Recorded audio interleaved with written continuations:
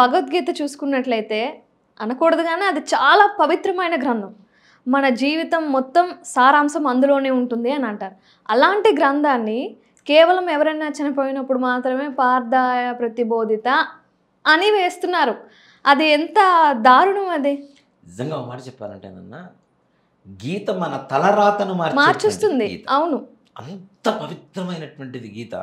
అందులో మనం ఇప్పుడు జగద్గురువులు అని చెప్పి చాలామందిని చెప్తూ ఉంటాం. శృంగేరి స్వామివారు కావచ్చు, కంచి స్వామివారు కావచ్చు, పూరి జగన్నాథ పీఠం వారి స్వామివారు కావచ్చు, ద్వారకా పీఠం వారు కావచ్చు, అనేక రకాల చిన్నజీరి స్వామివారిని కావచ్చు, వీళ్ళందరినీ కూడా మనం ఏం చెప్తున్నాం, జగద్గురువులు అని చెప్తున్నాం కదా.